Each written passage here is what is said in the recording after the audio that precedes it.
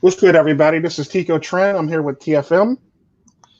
This is going to be a lovely stream for everybody. We decided to start early because we were talking about a lot of stuff behind the scenes that I thought would be too good to pass up, basically. So, take it away, TFM. Well, we can't just continue our conversation. I know. I That was going to that would say, be very, very jarring. You well, got to no, give I me a was. topic to start. We'll start with the top. We'll start from the top with the topic that we were talking about, with everybody being. We were talking about the argument and stuff like that, and we were talking about like how everybody how people have infinite wants and stuff like that, or how how everybody's not really content in society, and even if they get it, they always want more, or they want more and more stuff. And that goes for anybody, not just men or not just women, but men too, especially if they have like the wealth to actually do it. We'll start with that topic if that's okay with you. Okay. So, get us started. All right. You got to start a question or something. Question. How do you feel about? Well, I'll just run through a couple of questions that I had for you anyway, and we'll just work our way up to that. All right. There we go. What is your actual thoughts on the various extra pills that's been popping up in the manosphere, like purple and black? So that's basically people bandwagoning. So when a term becomes, it's like in video games. So if you remember a while ago, everyone was making an MMO back when World of Warcraft was popular. And then when League of Legends became popular, everyone was making a MOBA. And then when PUBG was popular, everyone was making a battle royale game. Mm-hmm. And so when something becomes popular, everybody just makes a version of it to try to cash in on the popularity of the thing. So there was a moment in time, this was around the time of Gamergate, when anti-feminism and the red pill were in vogue. Their 15 minutes of fame had arrived. And because of that popularity at that time, everyone rebranded what they had already believed in as some colored pill. Mm-hmm. So this is red pill, this is blue pill, this is purple pill, this is white pill, this is black pill. And it's basically shit that they believed prior to these pills, but they're just giving it a pill name to kind of like to try to sell it. They're trying. I agree. It's like, you take a product you're already selling, and then you change the name or you change the marketing, you change the branding on it to try to cash in on something. That's all it was. The pills are meaningless. And now that MGTOW's been a hate group for like the better part of 2 years or something, MGTOW's withering. It's all basically social media is just cancer at this point. But the pill thing I think is dying. People are no longer talking about this pill or that pill. Yeah. Now we're all back to just talking about communism and capitalism again. The original pill. True. The food pill. You got to take the food pill and abandon communism. The calorie pill. Yeah. And this sucks. It sucks in a society because it's like, because I've always been known to be like red pill. I'm red pill, but I'm MGTOW leaning. A lot of people refer to me as, and I've always watched many people come in and out of the manosphere on a regular basis, and it's like 1 minute they're this, the next minute they're this, the next minute they're a pickup artist, the next minute they're doing this, they're not that, and the other. Now they're selling like coaching and stuff like that, and it's like $5,000 for what? Like it's like. But yeah, it's just I've always found it very weird and very like I don't know. Because I come from my upbringing. I come from Caribbean Latin upbringing, and it's one of those things where it's like I'm very not narrow-minded. I'm very like I want to go this way, and this is what I need, and this is what I need to do to go this way. I don't need to be going like 90 different ways at one time. I just want to go this way, be successful, and do what I need to do for all of these purposes. There are a lot of grifters, not just in the manosphere, but everywhere. There's always someone trying to sell you something. Let's look at dieting. What is dieting? Dieting is limiting your calories and extra. It's basically burning more calories than you eat. Yeah. Well, no, but like think all dieting is burning more calories than you eat. You could eat less, or you could exercise more, or you could do some combination. And then when it comes down to eating less, it's like, okay, well, what food should you cut? Should you cut carbs? Should you cut fat? Should you cut portions? Should you supplement with vitamins? Should you fast? Should you have a meal replacement shake? Like there's all kinds of these different techniques, but essentially all dieting is limiting your calories to less, or like eating less than you burn per day to lose weight or to maintain your weight. That's all it is. So True. what is MGTOW? MGTOW is just owning your own life and not sacrificing yourself to a woman or society that doesn't value you and treats you like a disposable utility. Now, Very true. There's all kinds of manifestations of that. There's all different ways and directions you can go. And people want to put different names on it. They want to say like, "Oh, we're the real MGTOW." Like I've seen it. I've heard it all. I've heard people say like, to be a real MGTOW, you have to be divorced. If you haven't been divorced, you're not a real MGTOW. I've had people. One of the later ones is people saying, unless women want to have sex with you, you're not a MGTOW. Like, so if you basically don't care about women and you don't chase women and women don't chase after you and throw their pussy at you, they're like, "Oh, you're not going on your way. You were sent your own way." Teehee. And it's like, that is the most blue pill shit ever. You're telling someone I agree with you doing their 100% life on that. Sorry about that. yeah, they're not a MGTOW because they're not getting female validation on a regular basis. Now, I don't care. Like, I look at it this way: if you understand female nature and you understand stuff, like, you still have that red pill. Like, the red pill is just the uncomfortable truth. It's the ugly truth. So if you understand female nature, and if you reject the idea that men and women are the same, that's basically the red pill. That doesn't necessarily make you a MGTOW, though, because you could take that red pill. You could be like, I understand men and women are different, and I'm going to become this alpha male, and I'm going to tame them with my cock, and they're going to be so addicted to my alpha peen that they'll never divorce me. And I'm just going to shake my head at you like you're stupid, but good luck. Let me know how that works out for you. Yeah, because I know. I don't know. Yeah, I agree with you 100% on that one, because I typically try not to do the whole entire I don't do the whole entire maintain frame type crap because I think it's always bullshit. However, I will say I am in a relationship. I think it's all bullshit for all intents and purposes. When maintain frame, bro, or I'm like, no, it's not even that serious. Because at the end of the day, even though I'm in a relationship, I don't have to maintain frame. I just have to be myself. What part of that is hard for people to do? Like, typically, my significant other likes me being myself. I don't never have to walk around looking like the big cock on campus, basically. Like, I just be myself. And like, if you know anything about the Latin culture, we tend to be very machismo about things. And like I said, there's been many times I've talked about it in the videos where I've said I walked up behind her while she's cutting food and slapped her right in the ass real hard and smiled and laughed and walked away. So it's one of those things where it's like just be yourself, really. Like, you don't have to fake a frame that you really don't have, because after a while somebody's going to see through it. The frame thing is a false hope. So the problem isn't women. The problem isn't you're not alpha enough to get a woman to stick around. The problem is the system is broken.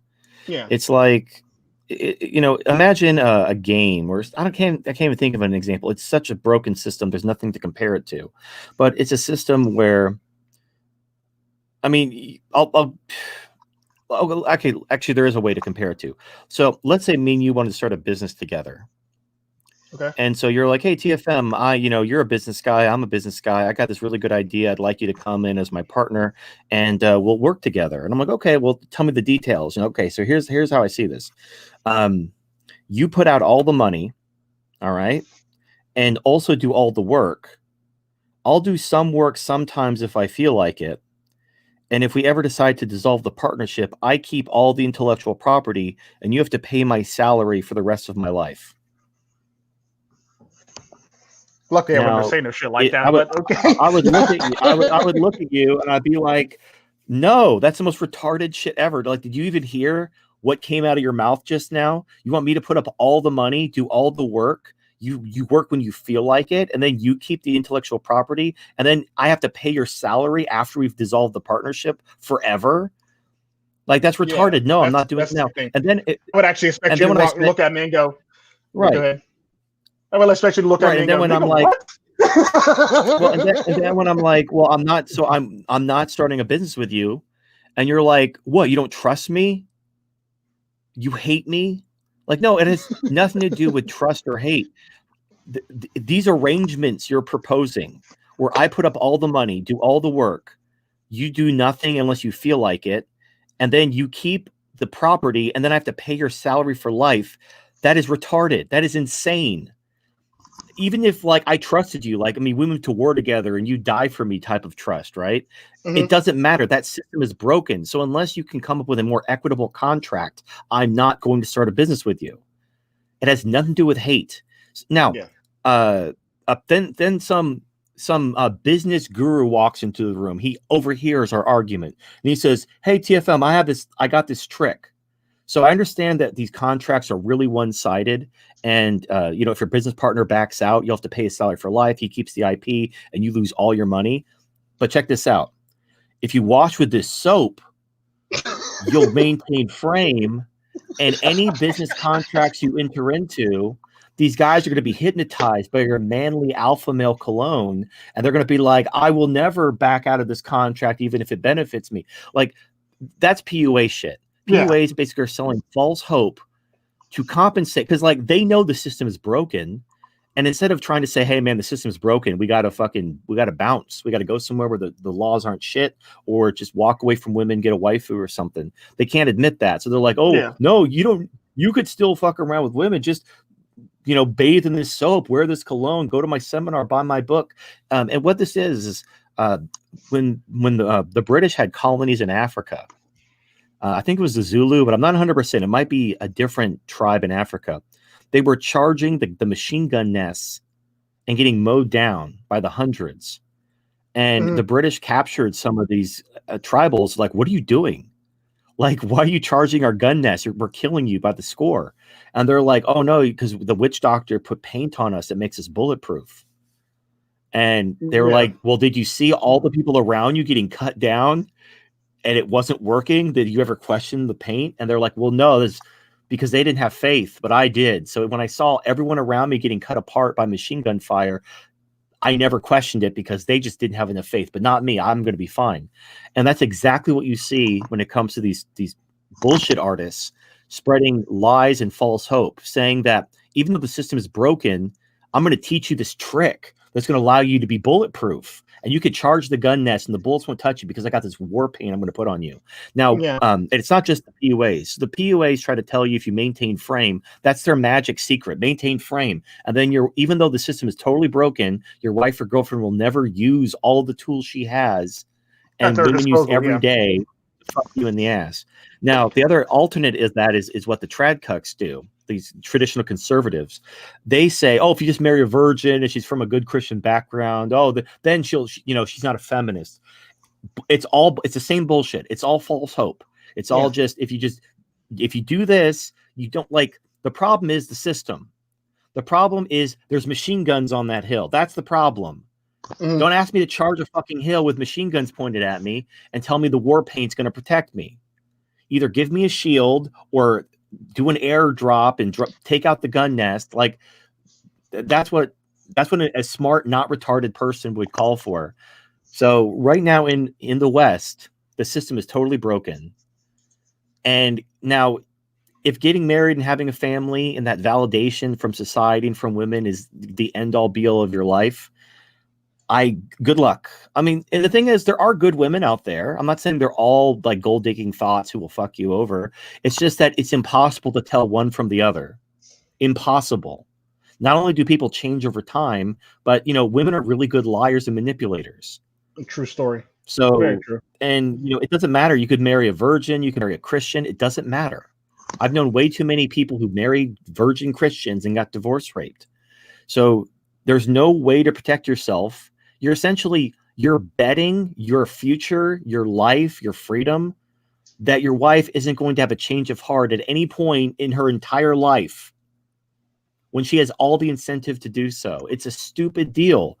And it's the only reason why you would take it is because you value the validation of society and women more than the freedom or you're just lazy and you're like, oh, going to Asia, that's too much work. Oh, waifu, people will make fun of me. Ooh, I guess I'll just risk my life and freedom.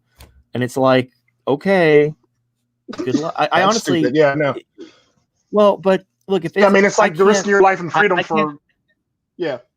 Go ahead. but I can't tell you what your life is worth. Value is subjective. If you value the validation of women more than your freedom, I can't tell you you're wrong because it's subjective. Like, some people give women hundreds of dollars for feet pics. Ew. I hate feet. I'm not into feet at all. I hate feet too. I mean, I don't hate feet. I'm not like, ew, feet, get away from me. But I'm dog not, feet, I'm baby not, feet, cat feet. Don't put it on me. well, I mean, I'm fine with feet. I'm not going to like pay someone money for pictures of their feet. Yeah. But obviously there are people out there who love feet and they value pictures of feet more than money. So they will give people money for feet. And I've seen ones where there are girls, these are attractive girls, don't get me wrong. Guys will pay them money to use like one of those petty ball sanding devices and save the skin shavings from their calloused feet into bags and mail it to them so they can, I don't know, eat them or something and absorb their feet power. That's almost they'll give them hundreds of dollars for their feet. No, my point is though. Yeah, no, that's almost as bad as when black people used to say, "I'll drink our bath water." I'm like, no. My point is though, is that there are what we would consider worthless, like feet shavings. Like, if you use like some type of pedicure device on your soles of your feet to get rid of calluses, you just put those in the trash. You don't save them in a baggie and sell them for hundreds of dollars. But if you're an attractive woman, some guy out there will buy your feet shavings. They'll buy your toenail clippings. They'll buy your dirty socks. And clearly they value those things more than money, and it's whatever. So if you value the validation of a woman more than your freedom, just like these simps who send women money for their feet shavings and toenails, who am I to tell you you're wrong? True. And honestly, I don't want anyone to get hurt. I don't want anyone's life to be destroyed. So if you're committed to getting married and having a family in the West, I sincerely hope you're the 1 in 10. I hope you're the one guy who finds the good woman and doesn't get divorced and you live happily ever after. I sincerely hope you're the 1 in 10. But unfortunately, statistically, you have 90% likely to not be. True story. This is typically why I don't even try the whole entire marriage route anymore. I mean, I've never been divorced, rape, or anything like that because typically, like my past wife passed away for all intents and purposes in a car accident. But it's one of those, So it's one of those things where it's like, So it's one of those things where like the perfect crime. Yeah, yeah, and it's one of those. So it's one of those things where it's like I can actually relate to the people when they actually get divorced, rape, because I kind of sort of put it equivalent to like losing your wife and your child in a car accident, a jackknife truck accident. So it's one of those things where it's like, even though you lost yours temporarily, you can always see your children, despite the fact that I can't see mine. I can understand where you're coming from.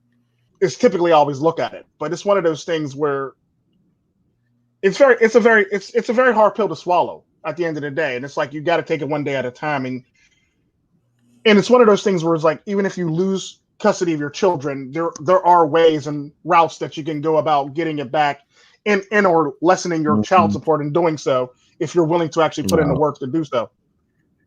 No, there really is. So I've known guys who have literally bankrupted themselves, going back to family court over and over again, trying to get their custody of their kids or trying to lower their child support, and they just go bankrupt. The family court doesn't give a fuck. Yeah. But your best bet. Title 4D thing that I've known everybody's been talking about lately, where there's a lot of people that's been getting out of child support and or lessening their child support, or just getting rid of, mitigating a lot of the other costs that they would normally have by taking that route. Was the Title 4D stuff that everybody's been doing lately. I mean, you can go down that route. I honestly think your best bet, if you actually want equitable treatment in family court, is become a trans woman. Like True story. I'm not even unironic, complete. Like if you look it up, I agree. So, just for your audience, if you look it up, gay and lesbian couples get 50-50 joint custody, standard. Heterosexual couples, the woman gets primary custody 96% of the time. Not joint custody. The woman gets primary custody, and the man maybe get joint or primary custody 4% of the time. So you're talking about a 96-4 split in favor of the woman when it comes to heterosexual couples, and then 50-50 even split when it comes to gay couples. So all you have to do to literally get a fair shake in family court is show up in a fucking dress and like a sash tied around your Adam's apple and speak in a high pitch and talk about how what a stunning and brave trans woman you are. And then the judge will be like, oh, you're so stunning and brave. And then there you go. And now you have 50-50 joint custody. Because the problem is when you go to family court as a man, the burden of proof is on you to prove she's a piece of shit. Because if all things being equal, she's going to get primary custody, you're going to get visitation, you're going to be paying through the nose in child support. But if you're both women, then they're going to be, 50-50 joint custody. Ta-da! It's just, now, the fact that it doesn't make sense and it's not fair, that's irrelevant. This is the world we live in. These are the rules of the game. So learn the rules of the game and play the game. Complaining about the rules, like if you're playing a game and the rules are unfair, you have a couple options. You can complain about the rules being unfair, you can quit the game, or you can use the unfair rules to your advantage. True story. And that's in whether it's a board game or whether it's a country with shitty biased laws, you have the same three options. You can bitch about the rules and accomplish nothing. You can quit the game. You can move to another country, or you can use the rules to your advantage. So learn the rules. And it's not hard to use the system to your advantage. It's not like there's these crazy obstacles in your way. It really just takes a matter of swallowing your pride and stop giving a shit about what people think. And what's dumb is it's not like you have to get your dick cut off. You get your driver's license and your birth certificate updated, and then you're done. Then you're official. You can still wear men's clothes, use male pronouns, whatever. That doesn't matter. And it's not like people check your driver's license on a daily basis. True. So it literally has no negative effect on your life. And it is essentially you're in the hole, get out of jail free card to a whole bunch of shit. Like I've had a bunch of people talk to me. One guy was working at a restaurant, and the boss's girlfriend was also working at the restaurant. So his boss was fucking one of the waitresses, and she tried to get him in trouble. And, because he told the boss he was trans, nothing happened to him. She tried to say that he sexually harassed her. Right. So she went from, you're sexually harassing me. She tried to pull the Me Too card, but because he was trans, the boss didn't believe her. Now, if he wasn't trans, he would have been fired. I've seen example after example. In fact, I challenge people in my audience. If you've had a negative example, if you've come out as trans, if you've updated your driver's license, birth certificate, and it's had any negative consequence on your life at all, let me know. And I have yet to hear any response from that. So I get story after story of people who've used being trans to get out of shit. I've heard no negative story whatsoever of it having any negative outcome in their life at all. Yeah, true. Because I've actually had people who've actually listened to me that actually just came out and said, not really came out, but just used it. Like if they were going to get fired from a job, they would say, I'm gay, and nothing would happen, or they would either settle out of court. Basically, the job would either settle out of court too. I've noticed with that, but it's much more better. It's much better if you go trans though. Well, the problem with saying you're gay as you're being fired is it's like a woman claiming that you're accusing you of domestic violence during a heated divorce. Like she never mentioned domestic violence before, but then during the divorce, like, oh yeah, he beat me every day. He rapes the kids. He worships Satan. And it's like, you're just saying that shit because you're in a messy divorce. Like, and everyone knows it. So yeah, if the judge really is a misandric fucking cunt, maybe she'll believe you and whatever. But in family court, it's so common for women to just accuse their husbands of shit that they've never brought up before that it's a joke. And they really don't take it seriously. However, let's say you changed your driver's license, your birth certificate a year before you were fired. So all your paperwork is in place. You even let HR. And here's the thing: if you let HR know, you don't have to make a big deal out of it. Just go to HR and be like, by the way, I'm trans and I've updated my birth certificate and driver's license. So I'd just like you to update my records in HR. But I still use male pronouns. I know what I look like. I'm not trying to make anyone uncomfortable. I'm not trying to force my views on anyone. I just want to make you aware. of this is my truth, and that's all I want. I'm not trying to create a scene. I don't want any special attention or favors. And the people in HR are going to be like, oh, thank God. Thank God we don't have the True. GameStop ma'am on our hands. You know, like they don't want the Right. GameStop ma'am yelling at people and starting fights in the parking lot. So they're going to be relieved when they hear that. And then the best part is they're going to start marking you as a diversity hire.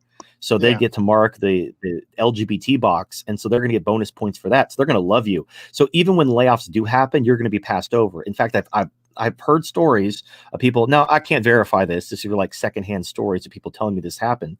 But this guy, he was working at a company for a couple years. And he came out as a trans woman. He got his paperwork updated so he was official. He went and told HR, and he got instantly promoted on the spot because they were looking for, because a lot of them are under pressure to have diverse middle management. They want more women and lesser represented groups in middle management. So he had worked there for a couple of years, so he was already qualified. But because he was a straight man, they weren't going to promote him. They were looking for a woman or a minority or something. But then when he was a trans woman, instant promotion. So not only was he not fired, he was instantly promoted, like on the spot, just because he changed his driver's license. It is literally the cheat code for life. And here's the sweetest plum. This year, like just a few months ago, the Supreme Court, for the first time, upheld trans people as a protected group. Oh, wow. Now, you may not realize how monumentally huge that is. So you need to understand that the way equality works is you have to be on the special list. So you can't discriminate against people because they're black or because they're Jewish or because they're women, because they're on the special list. But if you're discriminated against for being Christian or white or a man, no one cares. So when the law says you cannot discriminate on the basis of race or sex, they're literally only talking about unless you're a white man. Then it's okay to discriminate against you because you're not on the special list. So now you can't change your race. You can't change your gender.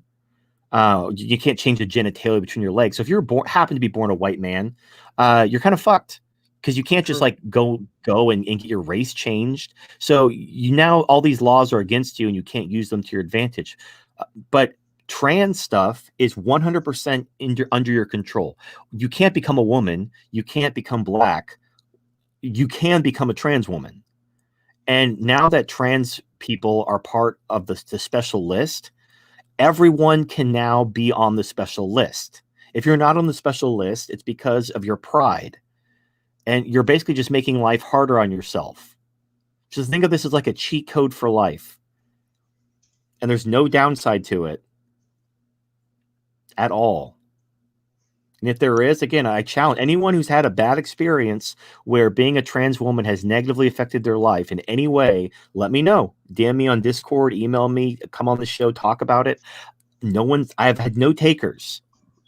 I don't think there will be any takers because that's pretty much damn near, I wouldn't say foolproof, but it's damn near close to being foolproof. So like the chances of somebody actually just going against the grain and going, well, I'm firing you anyway, is like very slim to none because it's all about a public opinion and how people would be perceived if they were to do so. So people actually think about things like this typically. So they typically won't fire somebody because they'll look a certain way, or the company would get like, now we got this, what they call it, Yelp now, I think it's called, where they just, they hate trans people, this, that, and the other. And so like now your company's known for hating trans people. Now you done lost a big section of people, and then you lost another section of people who support that people. Then you right. Now you're losing sections of people based on, who you're losing. Like you'll lose the men because those women stop supporting you because you don't support trans women. No. So it's like, oh.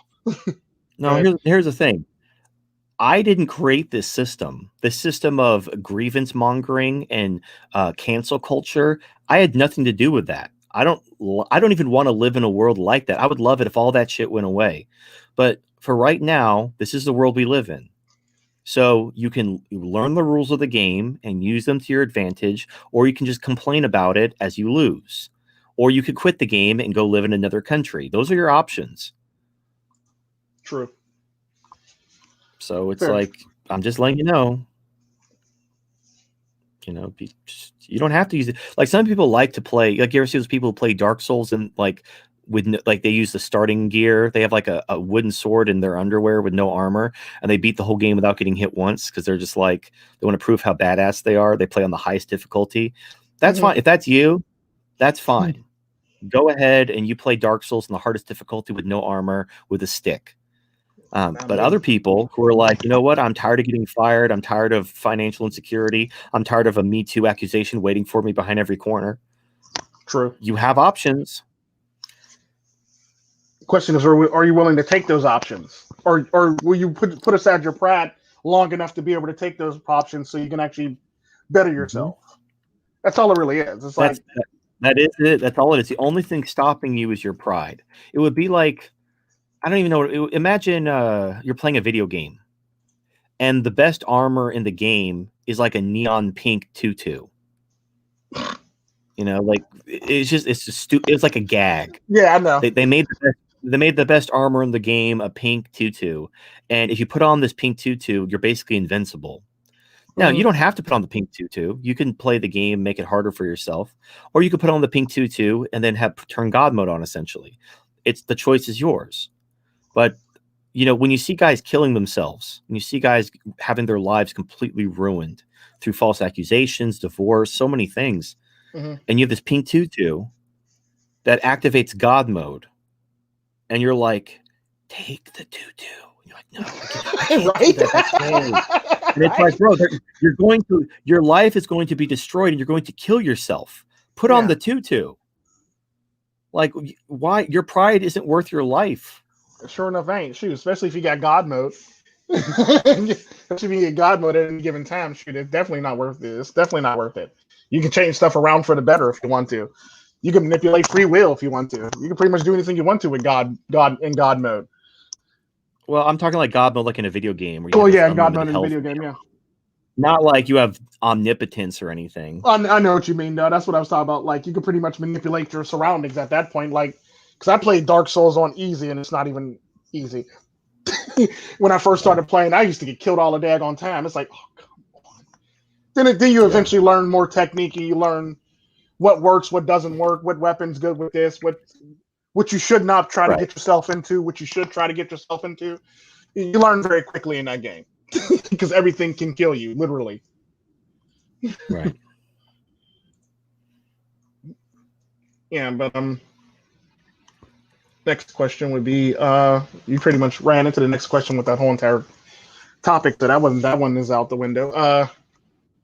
Okay. What are your thoughts on like the current state of the world and current state of everything going on politically, both politically and both abroad? Well, so America was founded on freedom in the 1700s, and that was a good time. But starting in the late 1800s, early 1900s, with the social gospel and progressive movements, America switched from being a country whose highest value was freedom to a country whose highest value was equality.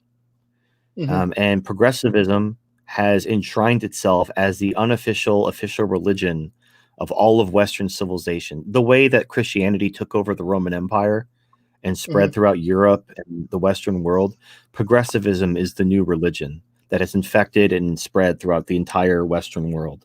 And progressivism is basically just communism light. It leads directly to communism, but it's like if you took communism but made it a religion rather than an economic system, it would literally be progressivism. Progressivism is to religion what communism is to economics, or government, rather. So the problem is the entire West has been infected with this religion known as progressivism.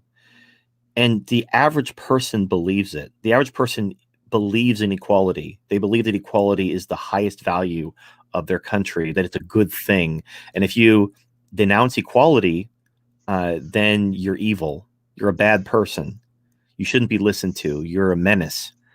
And this is not a minority opinion. This isn't a slight majority opinion. This is an overwhelming majority opinion. We're talking 90% of people in America, which is the land of the free, home of the brave. You go to Europe, where they have free this, free that, give me that, give me that. it's like damn near 100%. So essentially, America died 100 years ago. We've been living on the corpse, and you can't save it. Like there's only two ways you can save people who are making bad decisions. You can use force and force them to make the right decision, which they'll hate you and resent you, and then you have to have the force to do it. Like when you're only 10% of the population, you don't have the force to control 90%. As they hate you and rebel against you, they'll just overthrow you and then go back to doing what they were doing. So the only thing you can do, the only path, is to just let them suffer the consequences of their stupidity. Just let them go. They want equality. They want free shit. They want okay, enjoy the hyperinflation, enjoy starving to death. And they'll be like, oh, TFM, no, America will never collapse. I mean, look at all these other countries. People, I mean, all you got to do is go back to prior to the Soviet Union. Look at like the 70s and 80s, because the Soviet Union collapsed in 93. No one said Soviet Union was going to collapse. Everyone's like, the Soviet Union will never collapse. We're going to have to deal with this. We need to work with the Soviet Union. We need to have a smooth transition from capitalism to communism, because the Soviet Union is here to stay. And then in the early 2000s, everyone was saying Venezuela was a model for the world, and it's going to be here forever. We all need to follow the example of Venezuela. And then it collapsed. It collapses very suddenly. And I hear the same people saying, oh, America will never collapse. America's here forever. Oh, yeah, we're printing a lot of money. Yeah, we're causing inflation. But that doesn't matter. That's just money we owe ourselves. And it's just like, I can't save you. You don't, first of all, A, I can't save you. B, you don't deserve to be saved, and you can't be saved. So, I'm going to vote for Trump, but it doesn't matter. Yeah. Like, Trump is going to do shit. It's basically just nothing more to slow it down. He's basically just slowing it down just a bit. Yeah, all you can do is pump the brakes. Like, we're basically on a one-way train headed for a cliff. And you can hold on to the brakes, but all it's doing is slowing the train down. But we're going so fast, and the cliff is so close that you cannot stop the train in time. Now, that doesn't mean you don't hit the brakes, but why are you hitting the brakes? If you're only hitting the brakes so that you can live a little bit longer, then what's the point? What's the point if you're going off a cliff in a train and holding down the brakes is going to cause you to live 30 seconds longer? Who cares? What is 30 seconds? If you're going to use that 30 seconds to get people off the train, if people are actively evacuating the train, and 30 seconds makes a difference between a dozen people jumping to their safety and living or going off the side of the cliff, then it's worth holding the brake down.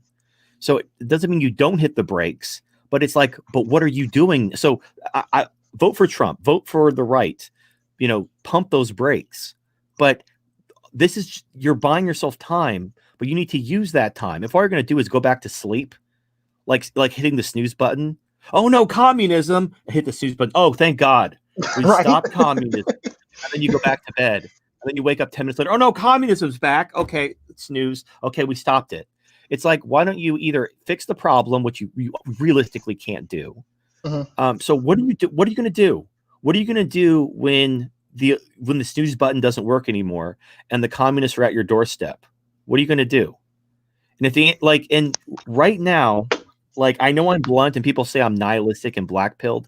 I'm the doctor telling you you're going to die of a heart attack. I'm basically telling you have stage 1 cancer.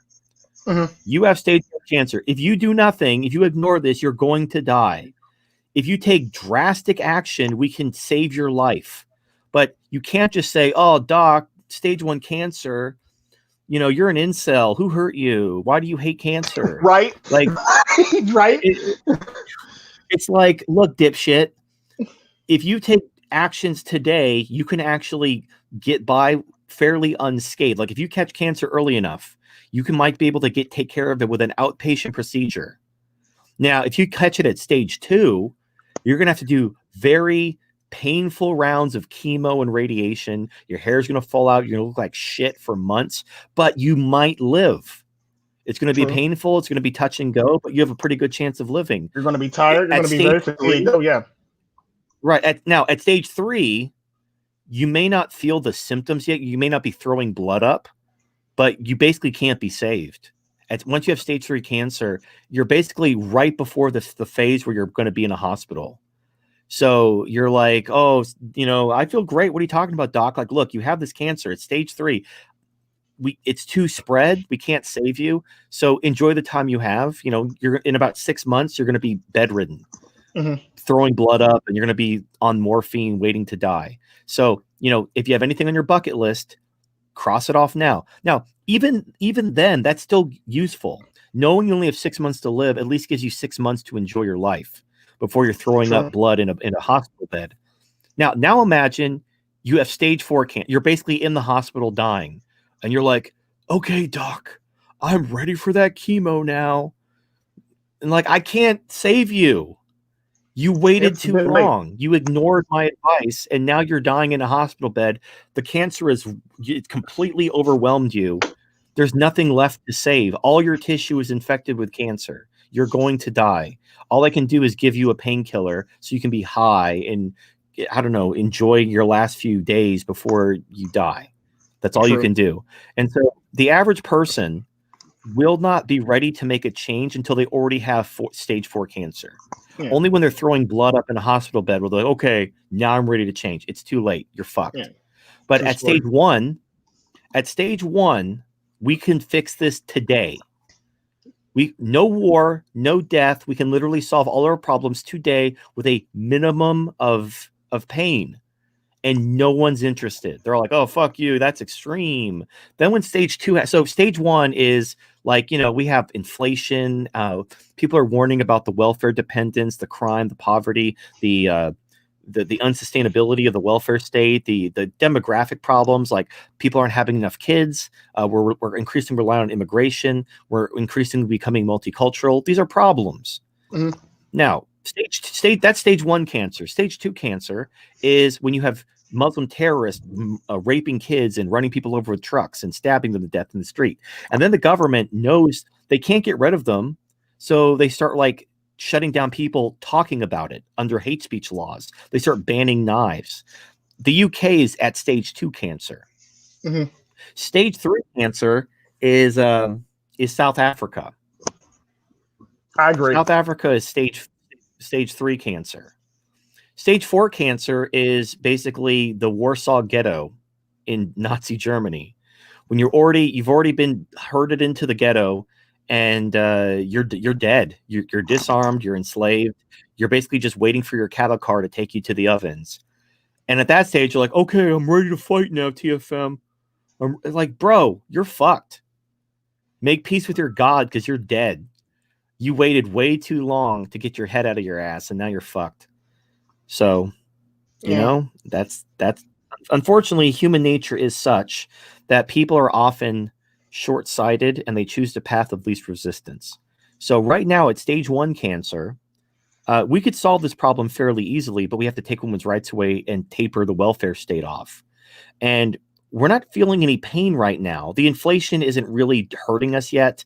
The crime, the poverty, the immigration, the multiculturalism, people aren't, you see like this year with the riots, some people have been shot and killed in broad daylight, but we're not talking like the level that's super significant. So the pain has not been painful enough to cause people to even consider so-called drastic action, like taking women's rights away to raise your fertility rate and getting off of welfare. At stage 2, you have the UK, where knives are banned, guns are banned, free speech is banned. Everyone is just kind of quietly hoping the Muslims don't murder people today. And then, in France, a teacher showed a cartoon of Muhammad, got his head sawn off by his own student. And now there's terrorist attacks going on because they're trying to like stand up against the Muslims. And now it's too late. So France is fucked. But that's stage 2 cancer. So people are starting to wake up, but it's still, if you polled France, hey, should we kick all these Muslims out, take women's rights away, and get rid of welfare, thus eliminating the need for immigration in the first place? They'll be like, no, that's too extreme. That's the sad part. It's like you're in the midst of it right now, and you're still saying that it's a bit too extreme, despite the fact that you just watched they only have stage 2 cancer. Oh yeah, true. So the stage 2 cancer isn't painful enough. When they have stage 3 cancer, when they're living in South Africa and they're being hunted down like animals on their farms, and the government is basically like coming for them, and they have to buckle down into communities, they're like, maybe we should take women's rights away. maybe, Now all of a sudden we want to do maybe this. you Yeah. get a point there. But at that point, and the thing that's crazy is you had the people who go to Arania, like the Afrikaners who go to Arania. There's a lot of Afrikaners who basically don't want to give up their farms. So these are family farms that have been there, that all their wealth is tied to these farms. So even though they're going to die, they will stay on their farm wondering if today's the day when they just get raided and killed, rather than just walk away from their farm and go to Arania and live. That's stage 3 cancer. Mm-hmm. And like you see this exact same situation mirrored in the cities during the riots, because in the riots you had 3 kinds of people. You had the people who left the city, the smart people. You had the people who formed communities, like the Hispanics, the Asians, the Muslims, who basically fortified their communities and told the rioters, we will shoot the fuck out of you. And then when the cops came, they're like, we'll shoot the fuck out of you too. And the cops like turned around and left. And then you had the poor people, not poor people as economically poor, but the pitiful people who put signs in their windows saying, we support Black lives. Don't loot my store. This is all I have. And then you see like these businesses on fire with signs in their front of their business saying Black Lives Matter as they're burning to the ground. Or and those are the 3 kinds of people. Or my favorite ones are the people who put in their signs in their window, I am a minority, or a business owned by minorities. I've seen that a lot too, or Black-owned business. I've seen a lot of people do too, just to avoid getting their stores burned. To try, I mean, right? They'll try. The thing is, it's not even about Black people. They're communists. The Antifa and Black Lives Matter. That's not my opinion. The founders of Black Lives Matter were Marxists. They're admitted Marxists. These are all communist organizations. The one actually admitted in a live video that she was a Marxist and she was trained. Yeah, if you think this is about police brutality and anything having to do with Black people, you're stupid. This is just communism. It's all communism. But unfortunately, as long as people, the average person, it's like the homeless problem. Like in San Francisco or California in general, there's a really bad homeless problem. And the people who have to deal with the homeless problem keep begging the city to do something. Like these homeless people are shitting on the street, leaving heroin needles everywhere, harassing customers. And they keep telling the city council, please do something about the homeless problem. But the people who don't live in the city and don't have to interact with the homeless, they virtue signal and outvote the people who have to deal with the homeless. So people who have to deal with the homeless keep getting outvoted by the dipshits who live in the suburbs or live on the outskirts where the homeless people don't bother them, who want to feel like they're good people. And by the same token, there are people who want to do something about the communism, but because it's not affecting the average person. The average person still has the luxury to virtue signal their value of equality. Again, progressivism enshrined equality as a religious value since the 1900s. It says what we believe. We don't believe in freedom anymore. We believe in equality. And so unless the pain is hitting you, you're not going to question. It's just like if you grew up in some cult, but you've never had a thing that called it into question, you're not going to question it. Only when something happens that's going to force you to question it will you start to question what these beliefs you were raised in. And most people, they only question equality when they're starving to death or when they're being hunted down and killed. Only then will be like, hey, maybe communism doesn't work. So unfortunately, as far as the political landscape and the culture war, it's over. Yeah. The culture war is over. The left won. Now, that doesn't mean you don't pump the brake, but while you're pumping the brake, while you're voting for Trump, while you're going MAGA, what are you going to do? Because the cancer is advancing. Now, you can't cure the cancer, but you can save yourself. You can do something to preserve your, like the phrase I like to use is you can't save the empire, but you can save Rome. Yeah. You have to let the empire go. The empire is going to collapse. But if everyone goes to Rome and we bunker down, we fortify Rome, we can keep Rome from being destroyed. And what happened in the Western Roman Empire was when the Roman Empire was completely obliterated because it was spread too thin, it was trying to hold the empire together. And they got overwhelmed, destroyed. And then the Goths and the Germans essentially conquered the Western Empire. And then Rome was gone. It was just completely gone. So if that didn't have to happen, had Rome realized, okay, we're spread too thin, we don't have the numbers to hold on to the empire, we need to let the empire go. But let's go to Italy, let's go to Rome, let's fortify, dig in, take women's rights away, get her fertility rate back up, which is what Majorian, Emperor Majorian, was the last great emperor of the Roman Empire. He actually, at the 11th hour, took women's rights away to raise the fertility rate. It was too little too late. He ended up getting assassinated. Well, he was captured and tortured to death. He wasn't just assassinated. But he was the last good emperor of Rome. Mm-hmm. So, but had Majorian not been killed, had Majorian not spread his forces thin, had he consolidated in Italy and instituted his reforms, which raised the fertility rate, Rome could have come back. It would have taken a generation, like 20, 30, 50 years. But, you know, as their fertility rate rose, as they buckled down, as they fortified their shit, they could have reconquered the Roman Empire. Imagine instead of the Dark Ages for 1,000 years, it was like a hiccup. The Roman Empire, and there were periods where the Roman Empire retreated, where they lost ground, they lost provinces, and they had to take them back, you know, decades later. That's what it would have been. The Roman Empire almost collapsed, and on the brink of collapse, Majorian saves the Roman Empire, and then 50 years later, you know, his son or somebody else comes in, and then they start reconquering Italy. And then after they reconquer Italy, they go out and they reconquer Gaul, and they reconquer and they reestablish the Roman Empire from the brink of collapse because they preserved Rome. But because they were trying to hold on to the empire, they got completely wiped out, and it ushered in the Dark Ages. So you have to understand, you can't save America, you can't save the West, but you can save Rome. You can save your people, your culture, your values.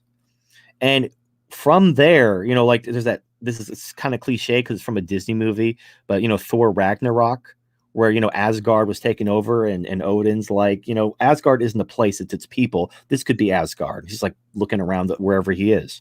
And honestly, you know, it's the same thing with America. What is America? America is the values of America, which is freedom. So that America is long dead. But it can be rebuilt, just like the Roman Empire could have been rebuilt had Majorian not spread his forces too thin. America can be reestablished. You know, land can be reconquered. Cities can be rebuilt. But if we're completely wiped out because we're trying to win the culture war with 10% of the population, we're fucked. And then we're all wiped out, and then the Dark Ages are here. So my goal isn't to save America or win the culture war. My goal is to prevent the Dark Ages. I agree. That's good. I agree on that one because I've always said when it comes to communism, I'll say that in America we're too selfish to be communist, because it's just true. We're way too selfish to be communist. It's usually what I'll say on the argument. But that's not an American thing. That's a human thing. Humans are too selfish to be communist. Yeah, that's what I'm saying. Like we're just too selfish to be communist. So I can't really see communism ever really lasting that long before people say, well, yeah, like you said, basically, oh, well, this is not what I expected it to be, or this is not fair, or we're all starving now, you know. So and then there's going to be the group of people that go, what do you mean I got to give up stuff evenly? This is mine. Like they're going to have those people too as well. Well, I'll use a Bible example. So in the early church, the Christians actually practiced communal property. Even in the Bible times, people were stealing and not, like, basically they were holding back part of their property. They were supposed to give up all their property and share everything. Even in the New Testament, there were people who were trying to cheat the system. Now, because it was the Bible, those people were instantly called out because of divine omniscience. And then I think it was Peter.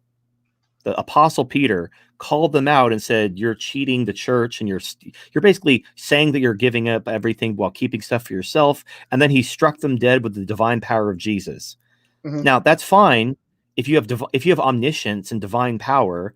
Yeah, you could have communism, because anyone who cheats the system is going to instantly fall over dead because Jesus sees all. Now, there's a slight problem with that in reality, is that that's all bullshit. And there is no one with omniscience and clairvoyance who can catch all the people cheating. So if Jesus were real and Jesus came back and Jesus wanted to institute communism, and he would use his divine power to make sure everybody contributed and no one cheated the system, and he could see into your heart and read your thoughts, and that could work. That could work. So let me know when Jesus comes back and we have a ruler who has omniscience and omnipotence and can, and no, literally nobody, it's impossible for anyone to cheat the system. And because it's Jesus, it's not Stalin, it's not, fucking Chavez, it's Jesus. Yeah. The main component of communism that's missing is love. So the closest thing we have to true communism in the world is families, because the father, he earns all this money and then he just shares it with his family for nothing in return. Like, his children really don't perform any services that would justify him taking care of them like that. He does it because they're his kids and he loves them. Now, so if Jesus were to run a communistic system, it could work because, again, omnipotence and omniscience, and he'd see everyone's thoughts and know everyone's heart, and he could kill people with a twitch of his thumb. But then he would also genuinely love everyone. So he would never be corrupt. He would never use this system to benefit himself. So in order for communism to work, you'd literally have to have Jesus Christ himself come down from heaven and become King of Kings and Lord of Lords and administrate that system. So again, let me know when that happens. As soon as Jesus comes back, like, no, I'm not talking some crazy person who claims to be Jesus. I'm talking Jesus Christ himself Almighty descends from heaven with a flaming sword and a chariot of fire and talks about, oh, we're going to do communism, y'all.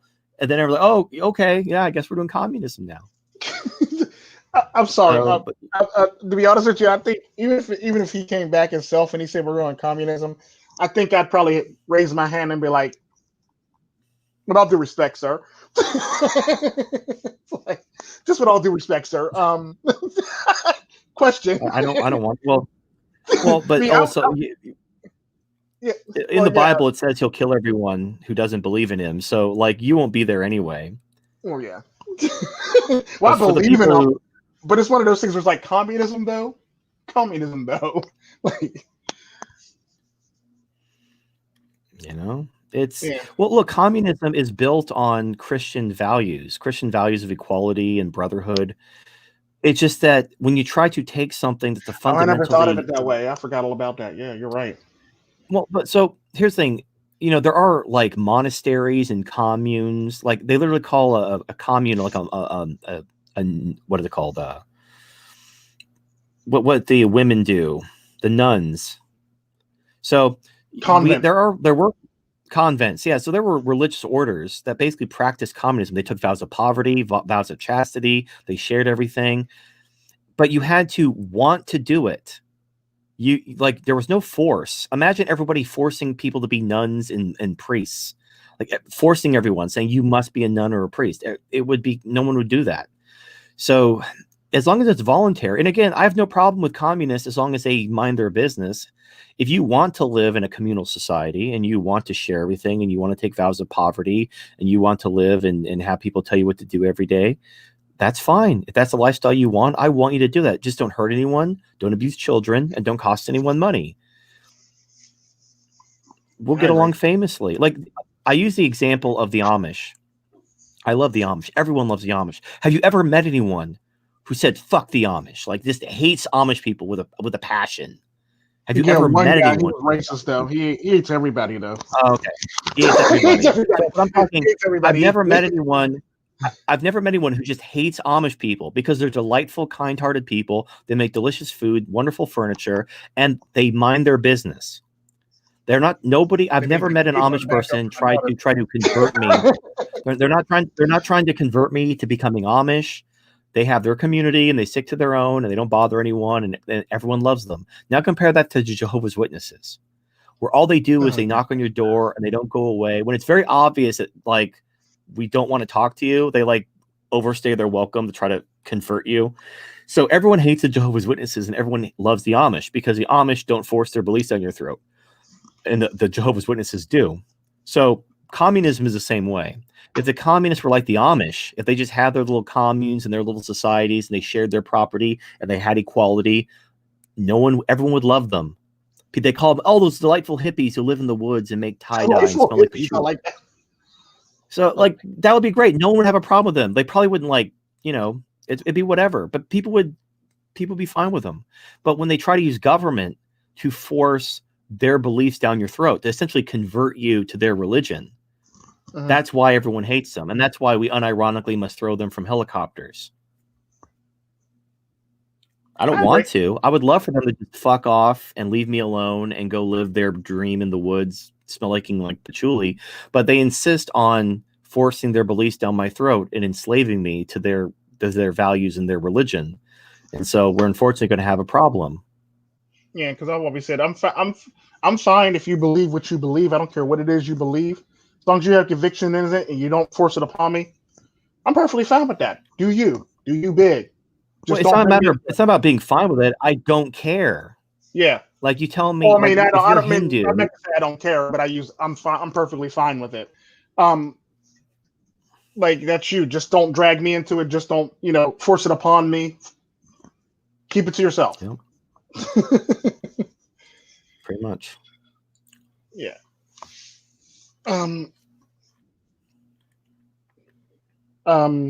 Next question, I guess. What are your thoughts on Trump exactly? Your personal thoughts. I don't care.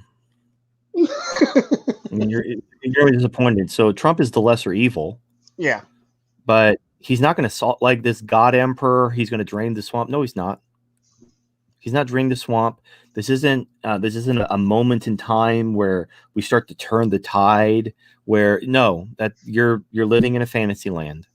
So Trump is the lesser evil. I will vote for Trump, but I'm not in any sort of delusion that this is anything other than buying us time. Now, buying yourself time is all well and good if you use it. But if all you're going to do is go back to sleep, then you're wasting your time. So vote for Trump, but then use this time that you're buying yourself to save yourself, save your people, save your culture, save your values, prevent the dark age. Like the right's master plan, they think is they're going to get their guys in office. They're going to take back the government. They're going to put their guys on the Supreme Court and academia. They're going to start indoctrinating leftist children into right-wing thought. And they're going to turn the country back the way the left did. Because the left, they took over and they implemented their values in the curriculum of school and indoctrinated children. And they want to reverse that. Well, the problem is that it won't work. And it cannot work for very simple reasons. The main reason is universal suffrage basically makes communism inevitable. Yeah. And if you trace where America fucked up, it was the progressive era when women got the right to vote. The right is completely unwilling to address that at all. They're not going to address it. So they want to change the culture. They want to replace the left in all these halls of academia and the culture. And it's like, are you going to get rid of women's rights? And they're like, well, no. It's like, well, how are you going to do that? Women won't let you do that. In fact, all these institutions benefit women. This is kind of a truth that may be uncomfortable, a little red pill, if you will. Women have never really cared about freedom in their entire lives on this earth. Women have always submitted to men in exchange for being protected. Think about this from a woman's perspective. In nature, throughout history, women have found a good man who will take care of them, and they've submitted to him in exchange for being protected and provided for. That is essentially what female success has been for untold generations. Now just replace the man with the government. The woman submits to the government, and the government protects and provides for her. That's what feminism is. Now you're trying to say we need to get rid of the government. We need to go back to this and that. But from the woman's perspective, just put yourself in the woman's shoes. What difference does it make? Whether she submits to a man to be protected and provided for, or whether she submits to the government to be protected and provided for, does it make a difference to her? She's not free either way. There's only one difference. There's one major difference. When you submit to a man to protect and provide for you, you have to do stuff for him. You're going to have to cook his food. You're going to keep his dick wet. And that requires you to get off your fucking ass and do something. The government asks nothing of you, except maybe for your vote every 4 years. So from a woman's perspective, the government is the better deal. Yeah. So again, women are the majority. The women are the majority of voters. They will not let you get rid of these institutions, and they can outvote you. So what's your plan for dealing with that? and all they say is we'll cross the bridge when we get there. It's like, oh, you mean you don't have one? And when push comes to shove, when you realize the woman won't give you permission to take their rights away and they'll outvote you, what are you going to do then? Nothing. You're going to do nothing. So again, look, Trump's fine. You know, whatever. Vote your conscience. But you have to understand that it's never going to get better. It's never going to get better. It's going to get worse. Now, we could slow down the decline, but it's never going to get better again. So use the time you have to save what you care about. That's not black pill. That's not nihilistic. Again, I'm telling you, you have stage 2 cancer or stage 1 cancer. You have cancer. So do something. If you're like, oh, stage 1, thank God, I can go back to do whatever the fuck I want. Like, no, you need to go and get this procedure to get the cancer cut out. Oh, I don't want to do that. That sounds painful. I feel fine. I don't know what you're talking about. So you say I have stage 1 cancer, but that's just your opinion, man. And so you ignore my advice, go back home, keep doing what you're doing. You come back. Now you have stage 2 cancer. Like, are you going to get this procedure now? You might die. Oh, I feel fine. What are you talking about, doc? You're an incel. You hate cancer. You're a cancerist. Right. And then you come back and now you're throwing up blood. Now you're doubled over. You're like, it hurt. Everything hurts, doc. Oh my God, I'm in such pain. Am I dying? Yeah, you are dying. Oh, what? Well, can you fix me? No. I told you to get this shit done like a year ago, and you ignored me and you called me an incel. And now you're dying, and I can't save you. Oh, what? Why didn't you tell me? I did. Oh, well, it's your fault somehow anyway. Oh, right? Well, I guess I'll pour one out for you after you're dead. Right? I guess that's all I can do. Yeah. Speaking of a cancer story, a real cancer story, speaking of which, something like that kind of happened in real life at a hospital I worked at, where there was a doctor, he was a doctor from another country, and he had diagnosed this woman with cancer. Because normally in America, they go through the checks and balances where they rule out things.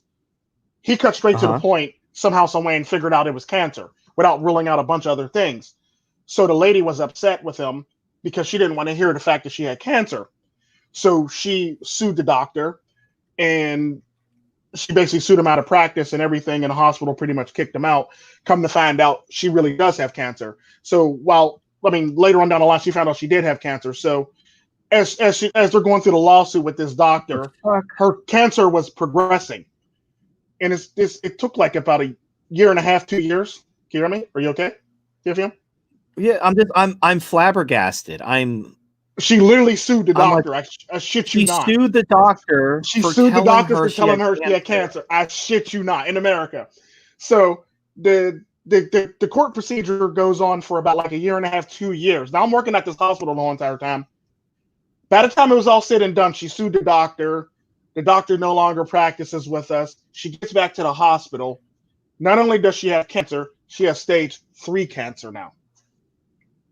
It progressed that fast in that amount of time from the time he actually caught it at first. I don't know if it was like stage 1 or stage 2 when I would do? Shit, I would call that doctor and I'd have him wear like a fucking clown suit, like I'd rent a clown suit, and I'd have him play like a big trombone with like balloons and shit, and do like a fucking dance and like shake his little clown ass in her face. Yeah, I know, right?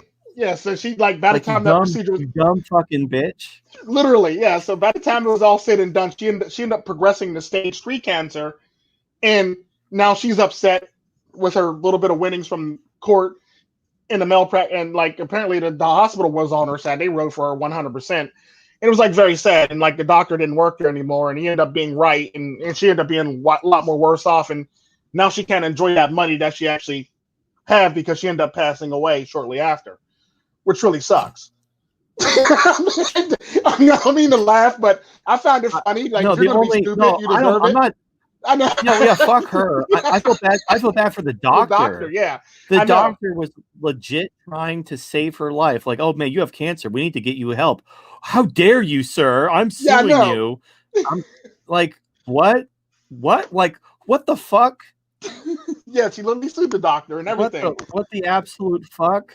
Yeah, and he ended up working for another hospital brand, which is actually really really nice for that doctor. But the fact that he had to actually go through that and be humiliated and like in the hospital didn't even have his back in the process. It's like, oh, that's just messed up. He was a very good doctor. He's a very good he's a Well, very good obviously, yeah. And it's like it's one of those things where I think he just because like because in America I noticed they like to rule things out first before they tell somebody they have a certain thing so they can feel okay with it, I guess. So they can no. What it is? So no, what it is? It's a way to milk their insurance.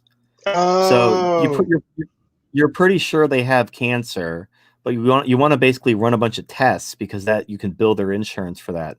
Most of what the hospitals make is in testing. mhm. So it's a way to bilk their insurance for a bunch of tests. Gotcha. So I was always that's trying to figure that so out basically because like I never quite understood that. yeah. Yeah. So he was probably thrown under the coals because he didn't follow the procedure and was actually costing the hospital money Gotcha. because Gotcha. by not ordering all these tests, the hospital was losing money. You can't just tell them they have cancer. You got to it's like foreplay.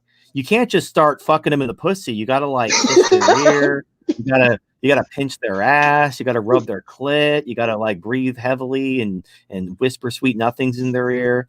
Like, you can't just go right to the fucking. True. True. Got to finesse them first. Yeah, you gotta make them feel like a woman. Yeah, but I found that rather shocking, and the sad part about that is like it was just the most craziest thing because I remember because I was working in microbiology at the time, and I remember I got a specimen from her because eventually they cut her open in the autopsy, and they basically sent it down to the lab, and we did tests on it, both my department and the pathology department ran testing, rarest testing on it too. So it's like I'm like, she could have been saved. Like she didn't even have to go through this. I wouldn't be doing tests on a dead woman right now. She had decided to get the Yeah, cancer done.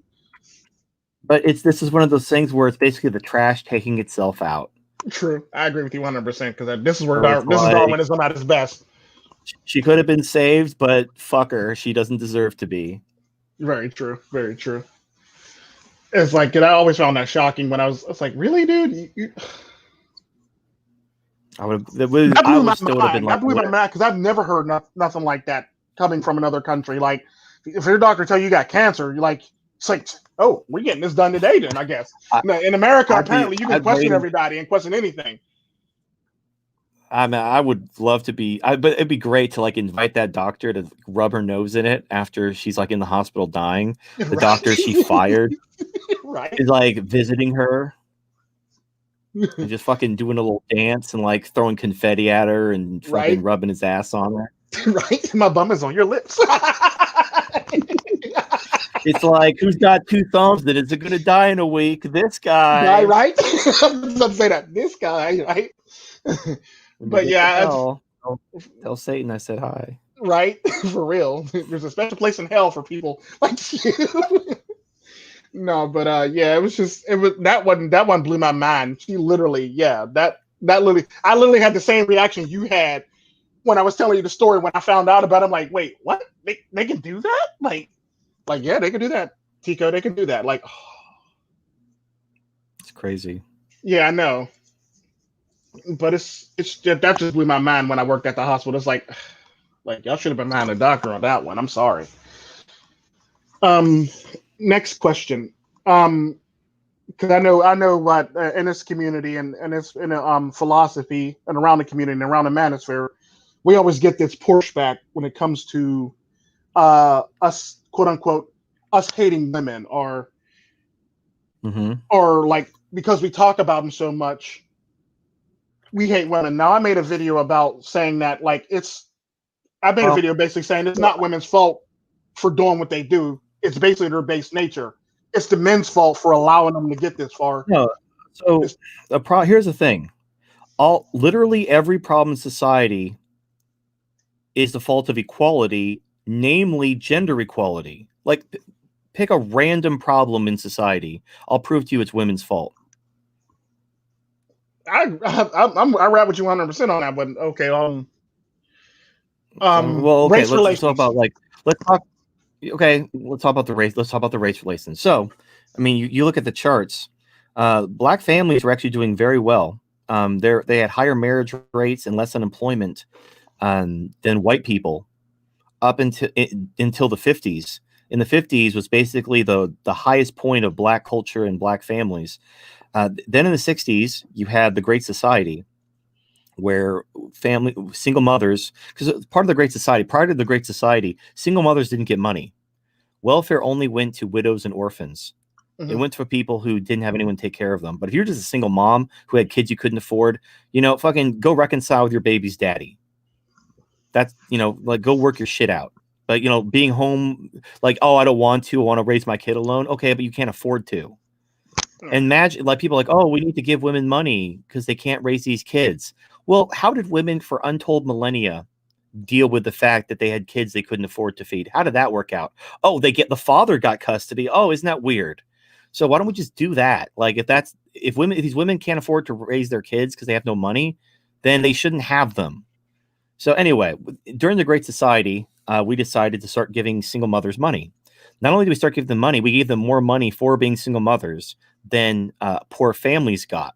So black women started kicking the fathers of their children out of their home so they could get more money from the government.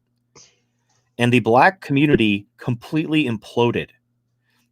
Within a decade, crime, poverty had completely taken hold in the black community, and it's never gotten better. In fact, if you look up crime statistics from the 60s to the 90s, the crime rate completely spiked. It was primarily due to the black community. The crime rate skyrocketed, and it only got under control because we started locking black people up in record numbers. We empowered women, and we fucked the black community hard in the ass. And the only way to stop the crime spree that was happening, was to basically lock black people in prison. And now what you have in 2020 is you have people talking about, we need to abolish police, we need to abolish prison. Basically let all the black criminals that are caused by the empowerment of women out of prison so they can go back on another crime spree. And all this was literally, I'm not even hyperbolically at all, it literally happened because in the name of single mothers, in the name of empowering women, and giving them welfare for kids they couldn't afford.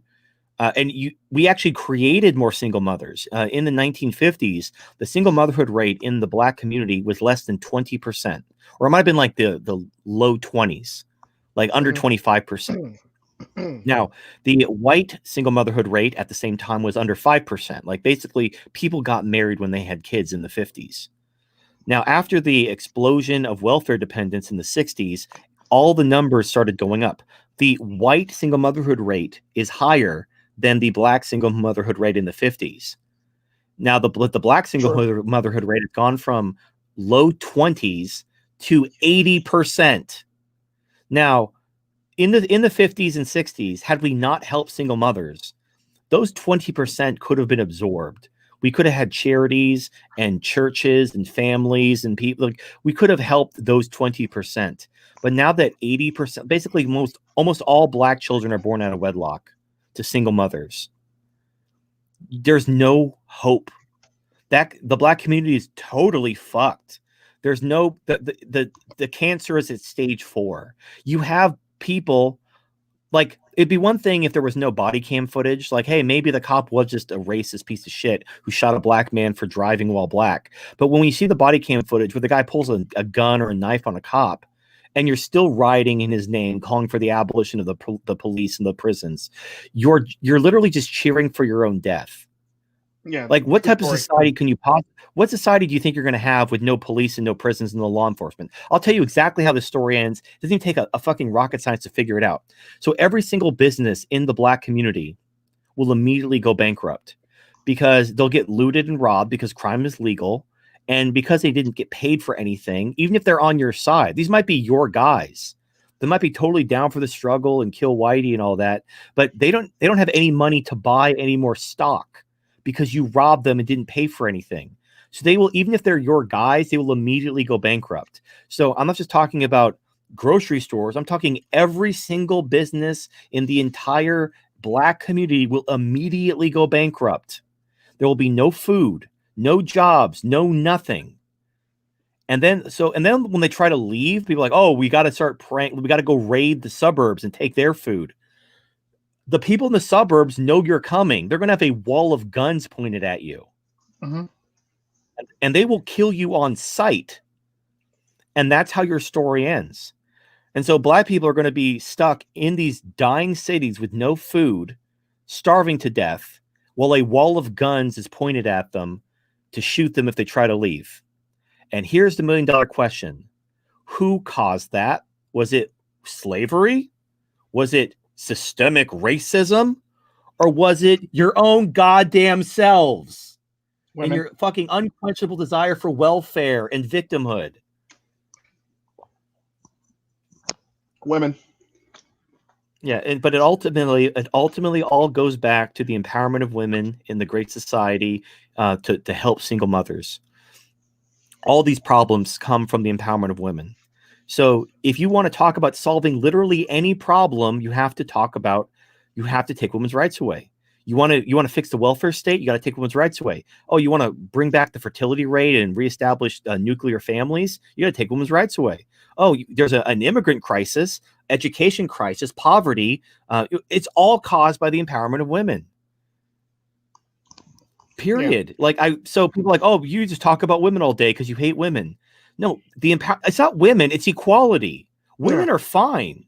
I don't even want women to change. Women aren't the problem. The empowerment of women is the problem. This completely made up religious progressive idea that men and women are equal with no basis in any kind of reality.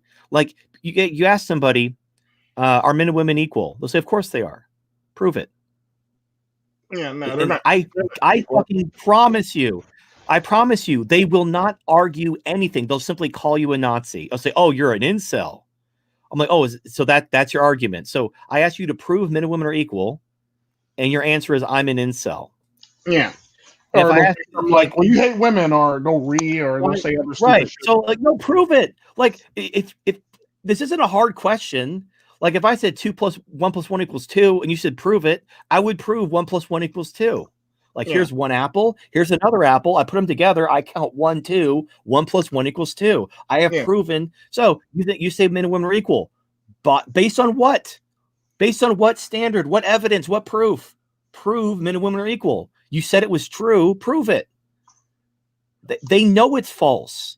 It's a religious axiom. It's the central tenet of progressivism, is that everyone is equal. Everyone is interchangeable. And so they simply parrot it in the same way you would parrot any sort of religion, any religious dogma. You would just parrot it. And if you said, do you believe in Jesus? Of course I do. I'm a Christian. Prove it. Like, you're a nihilist. So it's like, it's whatever. Yeah, I agree. It's whatever. But yeah, the bad reputation of talking about women all the time, it's because the empowerment of women is the problem for everything. So, and that's like, I don't care. Like, look, I've kind of given up on saving people. So I'm like, okay, let's, what are we going to do to save ourselves? I don't care. Like, taking women's rights away, fighting feminism. No, you won. Enjoy these last moments before everything collapses and you become war brides and rape slaves. Seriously, enjoy it, because it's not going to last very long. Also, maybe think about not putting on so much weight. Because even when women are war brides and rape slaves, the fat ones are probably not going to have a good time. So maybe take care of yourself, keep it nice and tight down there, do some Kegels, so that like when you become a war bride and a rape slave, you get like a higher position in the harem than like Fat Sally over there with her fucking cankles and shit. Like she's gonna be like, they're gonna give him to like, the least low ranking jihadist. But if you want to fuck like the commander, if you want to show him the way, then you need to fucking do your Kegels and keep your pussy tight and not put on too much weight. I'm giving you practical advice. So when the day comes, you become a war bride and a rape slave, that you can live a pretty good life. Be the best war bride and rape slave you can be. True, very true. Because I've always said, even back in the day, I would say the closest to equality was he pays for you, he protects you, and you basically cook, clean, and have his children. That's not equality. That's balance. That's yeah, that's balance, and that's the closest you can get to that. And like, there's no going back. You can't have this today's society with all this stuff, and you expect a man to want to take care of you still. Because like, I've always Well, heard so women complain. I've always heard the women complain. Oh well, I want to make this X $100,000 or $200,000, but I want a man to make about what they say like 75% more than me in a process, and I want him to take care of right. me and do all this stuff. Like that's not how it works anymore. You you, So w- you can't yeah, have well, you can't have independence women want to with have it all. the Well, 50s. Yeah, like, they basically, if you look up the amount of earnings a woman expects a man to have, we're talking the top 10% of men. mhm. Only the top 10% of men earn the kind of money women effectively demand all men to make to be worth their time. Mhm. Now, here's the $1 million question. Are you in the top 10% of women? So you're going after the top 10% of men. Everyone wants Christian Grey to marry them, but Christian Grey, he's the top 1% man. He's only going to marry the top 1% woman. Are you the top 1% woman? The answer is no. You're a Mhm. fucking frumpy fat bitch on OnlyFans who sells your feet pics for $100. Christian Grey doesn't want fucking shit to do with you. Mhm. So you're setting yourself up for, and I don't care. Fucking set yourself up for, I don't give a shit. Your happiness isn't my problem. And like, it's a symptom. But the thing that annoys me is no one wants to talk about the actual solution because it's not politically viable, but they want to do something. They want to pretend they're useful. So they go after basically non-issues. Like the MRAs, they're like, we need to get rid of no-fault divorce. That'll fix everything. No. No-fault divorce is what broke its families. And here's how you know that's bullshit. The UK had fault divorce until like 2019. And the UK's had a divorce rate and a fertility rate and feminism, the whole 9 yards, even though you technically didn't have no-fault divorce until last year. It made no difference. So this focus on no-fault divorce by a lot of MRAs is just a big red herring because the problem is you got to take women's rights away and they're not going to. So they want to do something like, okay, well, what can we realistically achieve? Maybe we could repeal no-fault divorce. It's like a low bar. Let's go after that. And then you have the trad cucks like, well, we can't restore the nuclear family by taking women's rights away and raising the fertility rate. So let's ban porn. That won't do anything other than piss me off. But True. it makes them feel like they're doing something. Well, all they're doing is just pissing me off and not addressing the actual problem. You know what it's like? It's like someone, again, using cancer as an example. So someone has cancer and they're like, oh man, I have cancer, but I really don't want to go to that outpatient clinic and get that surgery that's going to cut the cancer out. That sounds really painful. I'll just take vitamins. I'm gonna do like fucking Steve Jobs doing all that vitamin C. Yeah, how'd that work out for you, Steve? So, you just mega dosing vitamin C or taking vitamins or doing some like crystal therapy, some hippie shit. You're wasting your time and your disease is getting worse and you're not doing anything worth a shit. Now imagine, let's make it to where you're hurting people in your vain quest to avoid outpatient therapy. So maybe this is going to be a weird example. Just come on a journey with me. Let's say you had cancer and you, because of your religion in your country, you thought raping people cured your cancer. Yeesh. So you went around raping people thinking if you rape people, you basically spread your cancer energy into your rape victims. And if you rape enough people, your cancer will be cured. Like a horror movie, like in the movie The Ring, the only way to save Yeah. yourself is someone else has to watch the movie. You have to spread the curse. Yeah. And that's actually very similar to what actually happens in parts of Africa, where the witch doctors tell people the cure for AIDS is to rape a virgin. Ooh. And so people rape babies thinking it cures AIDS. Dang. Now, in that case, that's what the trad cucks are doing. Because they're not just doing nothing. Like if they were just hippies who were mega dosing vitamin C and rubbing crystals on their armpits thinking it cured cancer, yeah, they wouldn't be helping themselves, but they wouldn't be hurting anyone either. They're actually a lot closer to the baby raping witch doctors of Africa who tell people raping a virgin cures AIDS. So they're not only not curing AIDS, they're causing rapes. They're causing people to be raped and hurt. So the trad cucks and all these like people who want to do something and are hurting people to accomplish nothing, they're worse than useless. Yeah, true. Very true. Indeed. Yeah, but what was I gonna say? Trying to think of any other questions I had. Um, you've already answered the woman question. Is there anything that Talk you about always? sex dolls. That's always fun. What you say? We can talk about sex dolls. That's always fun. And on a positive note. Well, I'm really not. I don't have anything against them at all. It's like that's if that's what you want to do. I mean, I'm pretty much libertarian when it comes to that. So it's like that's your thing. Yeah. So I have no questions or nor do I have any negative. I don't have any negative will or ill will against people when it comes to stuff like that. I was going to say, was there anything that you ever wanted to talk about in a stream that you never really got around to talking about because no, for any reason? I do 2 streams a week. I do 2 streams a week. If there's anything on my mind, I just talk about it. So and honestly, I've always been that way because I could lose everything at any time. I could be Alex Jones. I've had my D Live channel threatened. I've been yeeted off of YouTube. I've lost my PayPal, my Facebook, my Twitter. Every day is a gift. So I never hold anything back because I never know when that will be my last stream. Mm-hmm. So, it's like life. You want to live without regrets.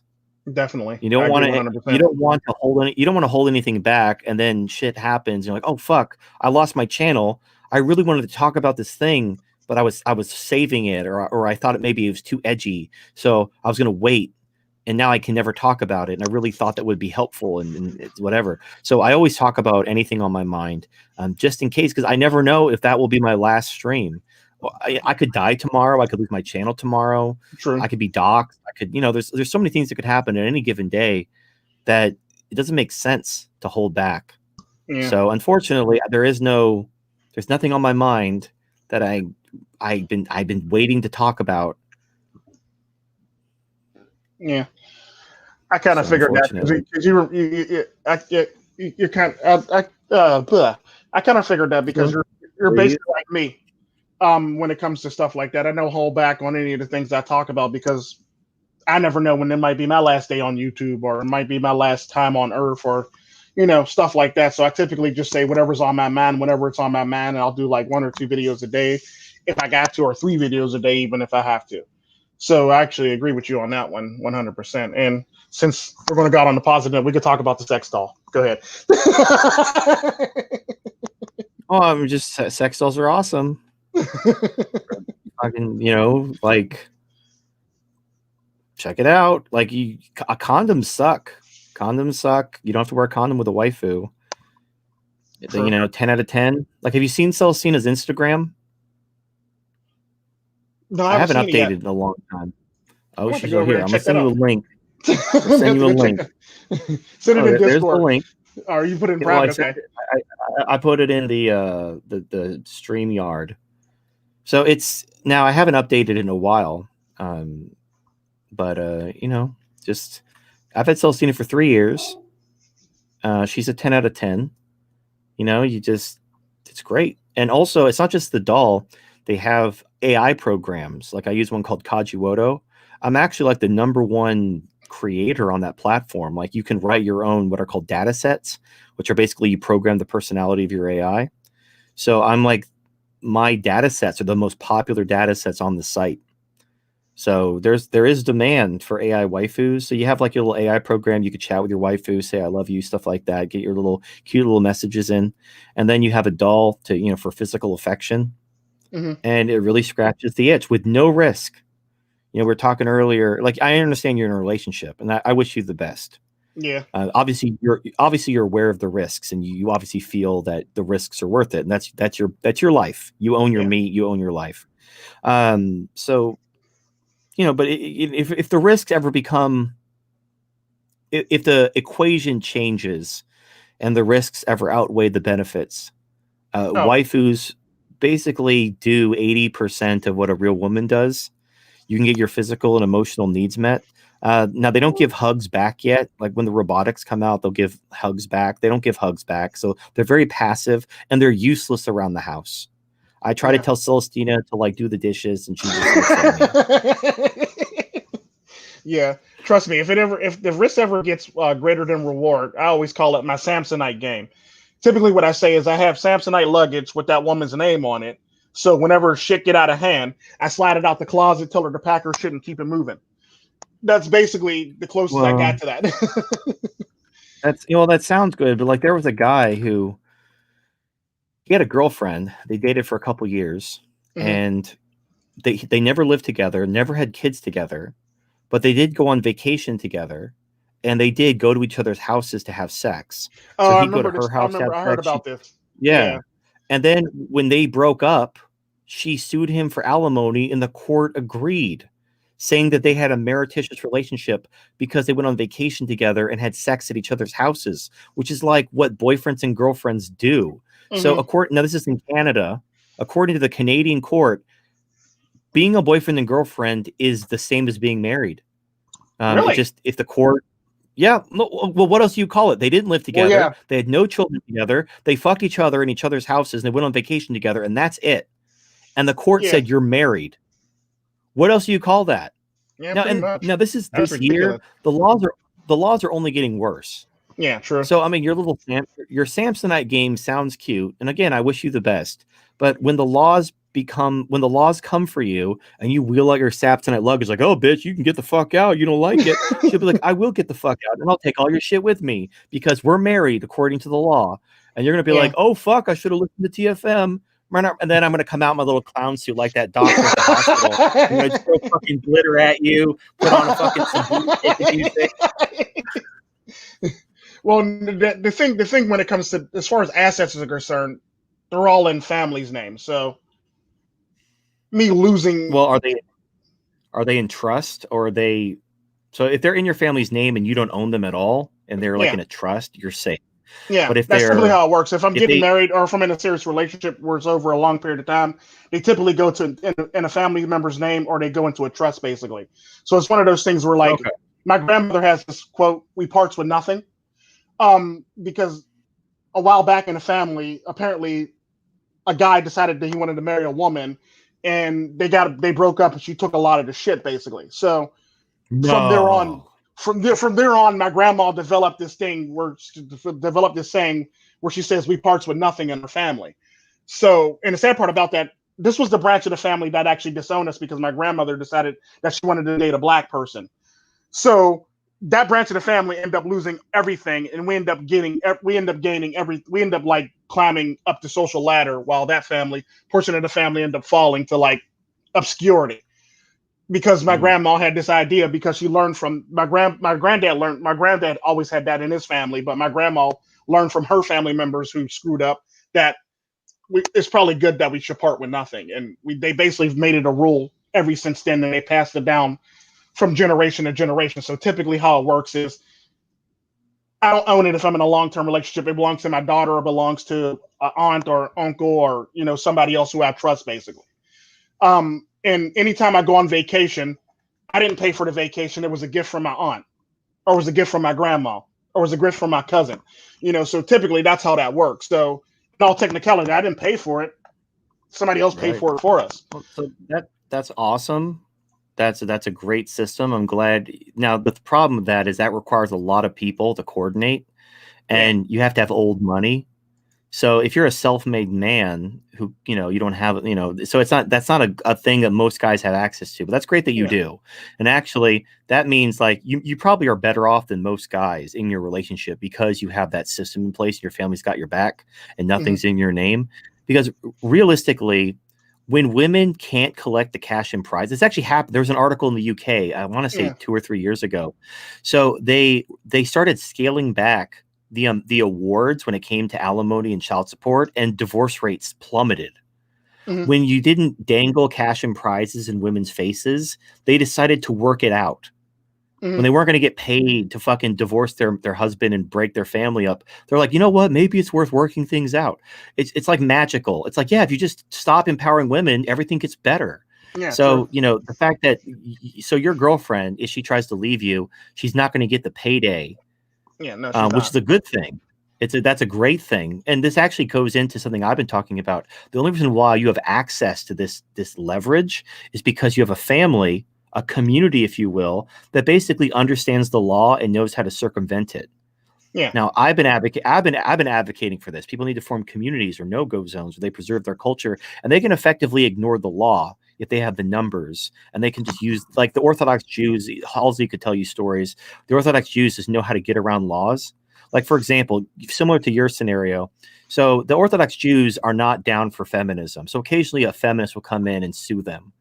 And what they'll do is the Orthodox Jews will basically bleed them in court because Jews know a lot of lawyers, in case you didn't know. So yeah, they'll bleed them in court for lawyer fees, and then what'll happen is at the end of the trial, the guy whose business is being sued for discrimination, he'll declare bankruptcy, Mhm. and so the case is thrown out because the business is bankrupt; it does no longer exist, and then the business will just go into the name of another Orthodox Jew, and then the process begins again. yeah, And so you could sue that guy again, except now you're going to get bled for more lawyers' fees, and then he's just going to declare bankruptcy and give it to someone else. And yeah, there's like 1 million Jews, so they have 1 million people in their community. They can do this forever.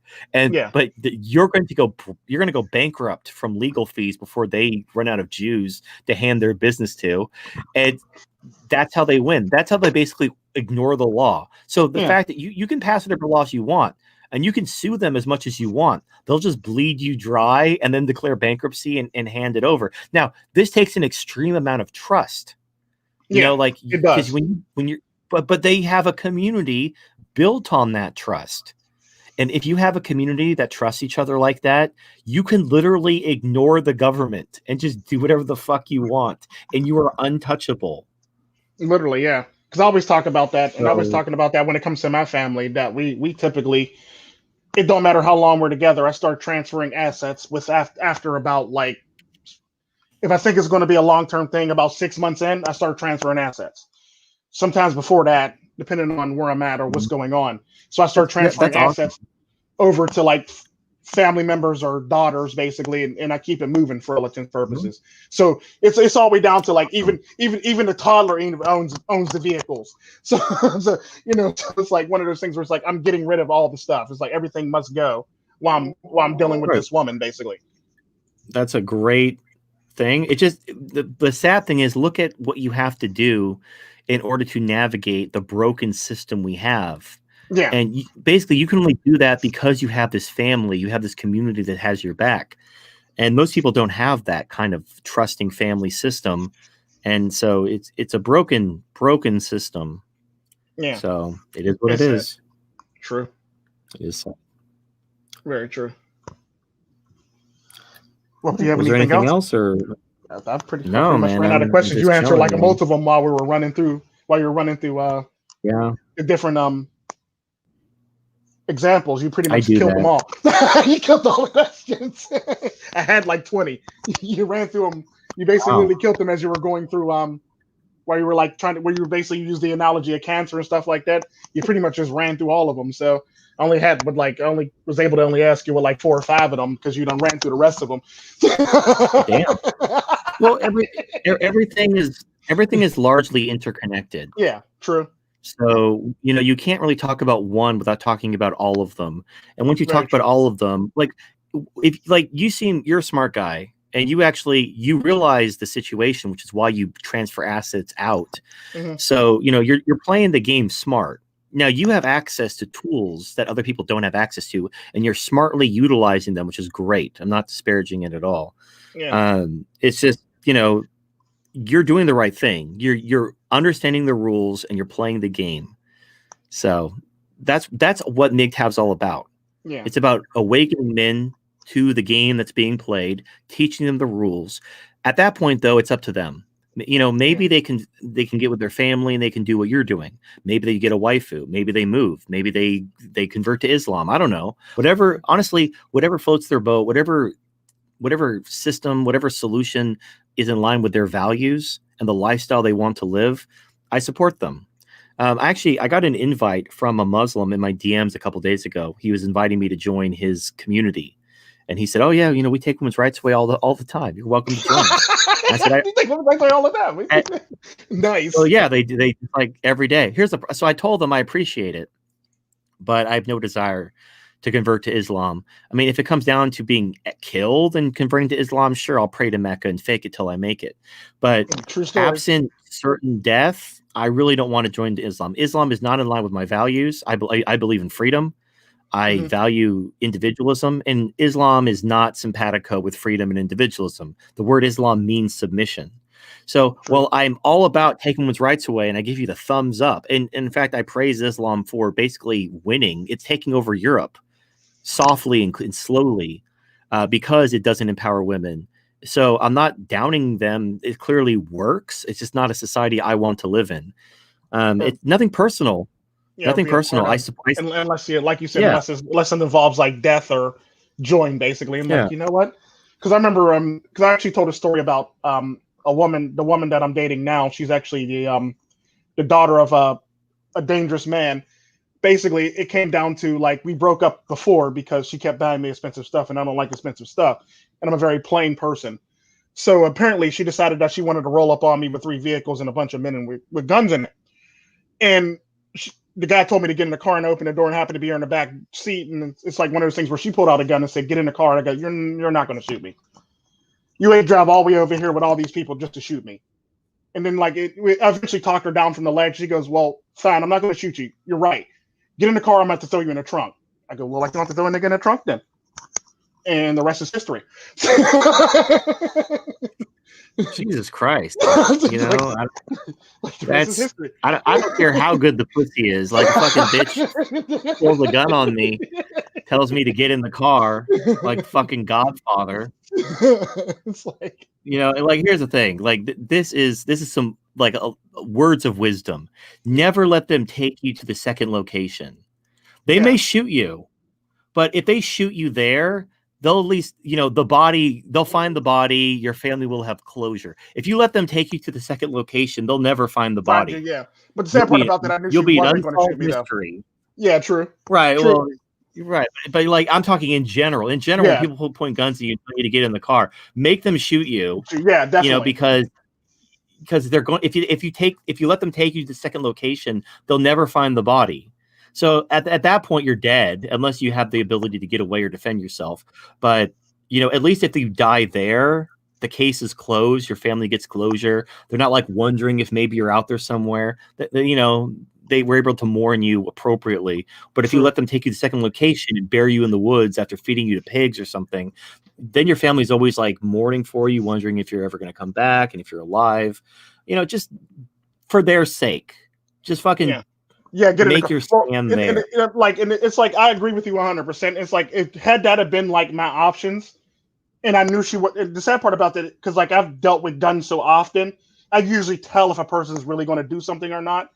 Typically based on how long it takes them to actually pull out the gun and want to pull the trigger on me. If they're like making negotiations with me while they're holding a gun to me, you can usually tell if this is just a smash and grab type thing, or if it's like, okay, they're going to kill me. So it's one of those things where like I can tell the difference between a person that's going to kill me versus a person that's actually just here to like, just intimidate me basically into something. Because I've actually grew up in Central America, so I typically know the differences between the two. So I basically called her bluff because I knew she wasn't going to shoot me, but I didn't think she was actually going to throw me in the trunk, which was my own cockiness, and a heart, which actually was the thing. But what did she want? What she wanted Why to get was back she together. taking you? She wanted to get back together. So she was going to kidnap you? Mm-hmm. Just to get back together. I'm going to pull a gun on you and kidnap you. What, was she going to like take you to like the fucking Saw house and put you in a death trap that you had to like work together to escape or something? Like, how is locking someone in a trunk and pulling a gun on them going to make them take you back? Well, no, because the thing about it was like, because I broke up with her and like apparently it was like one of those unresolved issues where like she wasn't okay with the breakup. So apparently I was stupid enough to travel to that part of that country and that part of the country. Like I was just dumb enough to actually do it. And I wasn't really thinking when I was hanging out with friends in that part of the country, but I did. And I had fun. And then that happened after we left the bar, and the rest is history. And then we ended up together, but I also found out I also have a I also have a kidnap fantasy too when it comes to sex. I guess too. I found out. Oh, you're like, man, is anyone else horny right now? I mean, I don't know if it's the chains around my ankles or like or the fucking it's like smell of battery acid on my testicles, but man, I'm just really I found out that low-key digging this. yeah, like I found out I actually have a kidnap fantasy. So if a woman was to kidnap me, well, not any woman, it just has to be a woman I'm actually attracted to, like sexually attracted to. But if I'm kidnapped, I tend to get turned on by that, basically by a woman. That goes to show, because I don't know, for some odd reason, that's like that thing where it's like it shows me how much you care for me. By doing so, one thing, and two, oh, you love me so much, you're gonna kidnap me. Aw, that's so like cute. Harley Quinn shit right there. Like, no, that's not healthy. I know, but that's not a healthy attitude. I know it's not a healthy attitude, but like I never really got into like the whole entire like like they got different genres of porn, and I always looked at them like, ooh, that's nasty. And I would never think of that. But the sad part about that, you don't know what you're into until you're actually put in a situation, is what they usually say. So like it's one of those things where it's like you may not like let's say domination or something like that until like it happens. Then you figure out, okay, that actually felt kind of weirdly pleasuring, I guess. So it's like one of those things where it's like it's one of those things where it's kind of like weirdly pleasuring to me. And I remember after like, because I talked to her dad, and her dad basically drove me back to he got somebody to drive me back to my hotel. And I remember sitting there in my hotel, and I just had a hard on the whole entire time, sitting there thinking to myself, just like, I can't really bitch. I can't believe this bitch just kidnapped me. Like, what the fuck is her problem? And it's like one of those things. I'm sitting there like, I cannot believe I'm hard right now. Yeah, I can't believe I'm about to call this woman. You like invite her over to talk to you, and you like zip tie yourself to a chair. Like, no, don't do it. Like, no, I didn't like that. You ever seen that video? You see that video of the old man in the porn? He's like, no, don't do it. No. And this girl's like kissing his neck, like, no, don't do it. Yeah. Stop. I'm a virgin. That's you. Like, no, don't kidnap me. No, it wasn't like zip tying yourself up. You got like a blindfold on and a ball gag. Like, no, don't do it. You're like bunny hopping into the trunk of her car. Don't do it. No, please. Not that. No, it wasn't even that. It was more or less the fact that I was like oddly turned on by that whole the fact that she went that far to do what she did. And it wasn't nothing like that. It was just regular sex, but it was the fact that the fact that she actually went that far to do that, and me actually being in that situation, actually, I don't know, it weirdly turned me on, which was actually thinking, no, trust me, we didn't do no more tying up and no more zip tying and no more, trunking after that. But it was one of those things, that initial thing is like, really? That actually turned me on. It was like, I was actually very weirded out by it, because I was sitting there thinking like, I'm Catholic. This should not happen. it's like you pee on someone and then you find out that's your new thing. Like you didn't even know you like to pee on people, and you're like, it's not. This is my thing now. Yeah. Now I'm going to pee on people. This is apparently a thing I'm going to do from now on. So everyone has to make peace. I've never been kidnapped anymore after that, but it's like one of the things where it's like, okay, that was oddly weird. Oddly weird. Yeah. And I wasn't expecting it at all. I was not expecting it. Well, yeah. If you're expecting it, then that's just BDSM at that point. Yeah, but like because it's one of those things where it's like it literally caught me off guard. I would never thought I would be into that type of stuff. But we don't even practice it, because I was like, yeah, no, we're not doing it no more. No, just no. We're going to do it regularly, and we're going to be adventurous somewhat, but we're not going to get crazy with it. No more kidnapping. Yeah, but so you'll be back. I know, right? We're still together, so it's one of the things. We live separately, but we're still together, and it's like we still have fun. Jesus Christ! Wait, the girlfriend you have right now is the girlfriend who kidnapped you? Yes. Yes. Yeah. Monica. 13 years. 13 years. Jesus Christ. So you have like a Harley Quinn Joker relationship with your girlfriend. All right. Yeah, that sounds about right. Only she would be more Joker. Only she I think her family's more powerful than my family. So I changes nothing about what I said. Yeah, no, true. Yeah, but wow. But yeah, we're still together. We live in separate houses, and we pretty much get together, go on date night, stuff like that. So it's fun. Have children, the whole 9 yards. But You we have live in separate children? houses. We live in separate houses. We have children. You're married, by the way. Just so you know, you No, might as well just well, move in. yeah. Like as far as the state is concerned, if you have children, you're definitely married. And if you've been together 13 years, you're basically married. You might as well just bite the bullet at this point. Yeah, but none of my children are American though, so. Well. They don't have American citizenship for this reason. Okay. All right. Well, man, that's wow. What a strange way. Like we thought we were done talking, and then we went down this strange rabbit hole. Yeah. Well, we started talking about my situation after that, but yeah, that's basically where I've been. Yeah, but you've been there and back again. Literally. Like fucking Frodo Baggins. All right. Well, that's it. I don't think we can top that. I think this is probably the best place to end the stream. Let's end on a high note. Because if we drag this on, it's only going to go down from here. We really need to probably end the stream. Definitely. You want to do an outro? I assume if you don't know who I am, I'm Turfling Monkey. I review sex toys on YouTube because I can't put MGTOW content on YouTube anymore. I'll get strikes. So I'm just a humble sex toy reviewer as far as YouTube is concerned. If you want to see my normal MGTOW stuff, you got to go to MGTOW.tv. BitChute works sometimes. I've been having a lot of trouble manually uploading to it. So MGTOW.tv is like the primary place to see my content.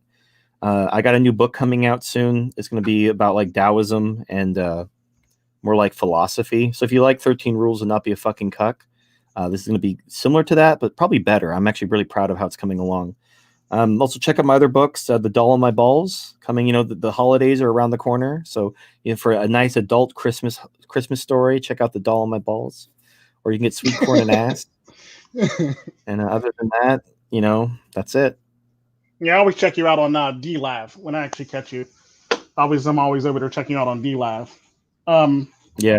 When I see your content, that's I don't know. I kind of like your content over there better than I do on MGTOW TV, to be honest. I don't know why. It's the same content. I know. It's the same content. It just feels different to me, basically, being on DLive. It's like I'm breaking away from everything else, basically. It's like it just feels weirdly different on DLive because, like, I don't know. It feels just. I don't know. I know it's the same content. I know it's the same content. I know it is. So, but it's... yeah, I stream from DLive and then I upload the streams to MGTOW.tv. Oh, that's why my original live on DLive. Yeah, my original content also goes up on MGTOW.tv. Now I've been busy with my book and I've been busy with other stuff, so I haven't made any original content lately. I do have some projects I need to work on. I'm just, my funding has been gutted. And so I've had to, like, if you remember back in the day, I made daily content, but that was back when, I was getting paid. So unfortunately, I still make as much content as I can, but I also have to work in order to support myself because I'm not getting paid by YouTube anymore. Or I got deplatformed from PayPal as well. Really? So I lost my PayPal. Yeah, PayPal kicked me off too. Like, most people would quit. If most people lost like the amount of money I've lost, they would just hang up their hat and go find something else to do.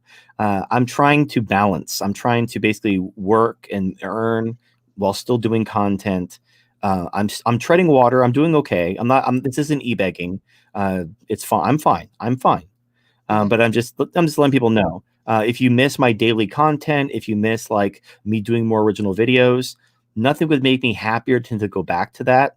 But the censorship is just completely out of control. So I'm just trying to keep my head on a swivel and be flexible. So if you like my content, the best place to find me is MGTOW.tv or DLive. Yeah, that's probably why I like it on DLive, because it's actually live, whereas you just re-upload it onto that one. Yeah. So actually like the live shows more so. But I do check out. I do see when you do the support. Yeah, because I do see it when you drop. I'm going to be on DLive on your YouTube channel. Like, I'm going to be on DLive at this time. Check it out. And I'm oh shit, and I hop right over there. Yeah, that's one of the reasons why I don't want to lose my YouTube channel. Even though I can only post sex toy reviews now, it still allows people to know what I'm streaming. So I don't want to lose the channel by uploading content to it and having it, having me get kicked off. Yeah. Because then, yeah, it sucks. Yeah, it does. Oh, yeah, I lost one channel already. And I basically had to restart it with this channel.